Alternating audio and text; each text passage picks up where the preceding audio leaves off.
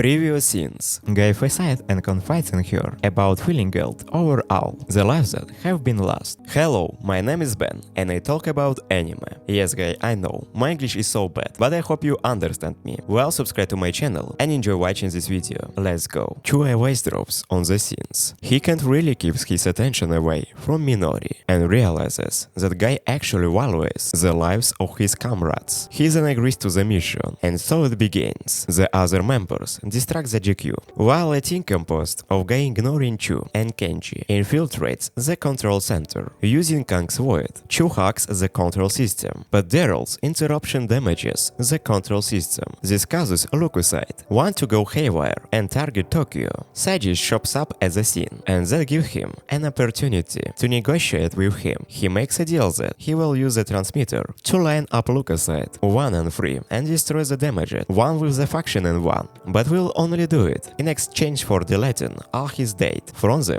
JQ server. Guy was aware that it was a transmitter, but still he pays no mind to it and starts lining up the satellites. However, the threat is drawing closer and closer, and Chu really wishes to save everyone. Seeing that, an aura fuses her own void with Kanji is creating a destructive laser weapon. Using that, he destroys the satellites and saves the day. Guy then once again asks him to wholeheartedly join the gang, and this time he accepts it with no strings attached. Returning to the school after everything that has happened is not a walk in the park for our boy, but a few white lies from the student council president Arizaka Okahoma save him from facing anything serious. Yashiro is still missing though. That's a bit of concern when he goes back. His stepmother Haruka returns home and eases his worries a bit when she accepts Enori being there without a hitch. Meanwhile, Guy is thinking about establishing new supply lines for a funeral parlor. Arisa happens to be the granddaughter of the head of the Korean group conglomerate and is traveling on a cruise ship with his grandfather so that he can make a deal with some international party outside Japan. Seeing this, guys decide to bombard the ship with missiles Guy to infiltrate it, and thanks to a recent avoid, the ship doesn't get hit by the missiles and everyone survives. Impressed by this display, and Rusty's grandfather decides to fund funeral parlor's new supply route. Guy makes a comment about Orisa and then leaves. The next day, while going to school, Shu tells a story that is the first time he is glad that he has these powers. Guy tells you can endure to take the members of the motion pictures research club in their school and go to a beach, researching Oshima for an undercover mission. Well, they will need sodas. Wait, while he's there, Shu pays a visit to his father's grave, who happened to fall prey to last Christmas, and was researching the apocalypse virus. In the first place, the undercover mission is to sneak into a GQ base, but for that they need soldiers with a camera that unlocks everything. Sotem is a handful through, as they need to use his feelings for Enori to drive his void out. So as he tries to confuse, Shu takes out his boys, and thus they are able to sneak into the base. By the item they are looking for has already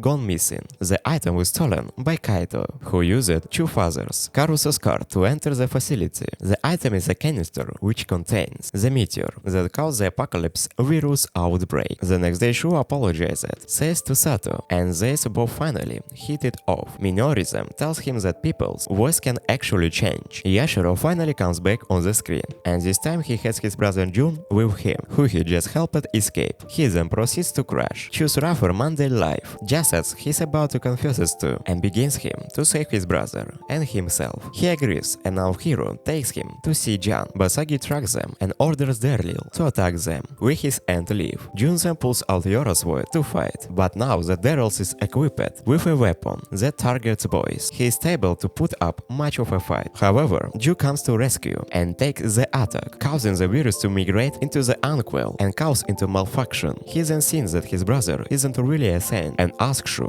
to kill him, while he still likes his brother. Isn't really a saint and asks Shu to kill him, while he still likes his brother. Shu reluctantly carries it out, and the news devastates Yoshihiro when she wakes up later, finding out that his brother is no more. Ju gets traumatized by these events and starts becoming a liability. Guy then decides of telling him to not be involved with funeral parlor anymore. He gets more depressing and he goes home. Realizing what a loser he is, he then uses Haris as Nora's replacement, but she slapped some scenes into him. Meanwhile, Major General Yan captures Kaido for stealing the meteorite and decides to transport over Rise's on Guy's side. They all get trapped by Sagi, and they try to hijack this transport helicopter, but it turns out to be unnamed. He then proceeds to beam a genetic resonance broadcast on top of Tokyo Tower and starts spreading the virus, while being vaccinated himself. Thanks to this, everything starts falling apart, friend and foe alike. Taking adventure of the chaos, Kado is saved by Rohan. Haruka also gets abducted by these heroes. Kado looks upon the chaos and using everywhere, declaring from the GQ that he will finish what he started 10 years ago. The virus continues its spread,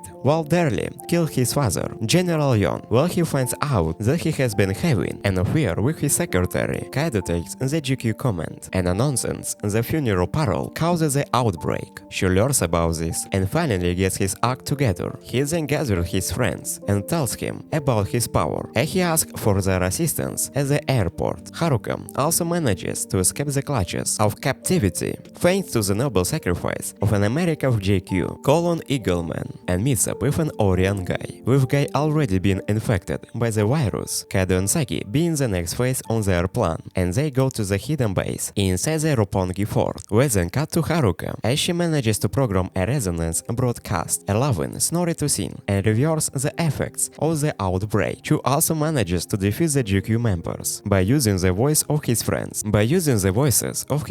and finally breaks the barricade at the airport. As he finally makes his way to Anjuri, he realizes he's not the only one. There is blonde dude named Yu teleports behind Nori, taking her voice out and stabs him with it, but Guy steps in and saves Chu from dying in order to stop singing, and the outbreak resumes again. Virus crystals gathers from all around Tokyo and from a crystal tower. What will Guy's fate? Will any of the protagonists survive? Who is this blonde young man? Many more questions to be answered in the next part of Guilty Crown. Thank you for watching this video. If you want next series, you need get 15 likes in this video. Well, you have been with you. See you later. Bye bye.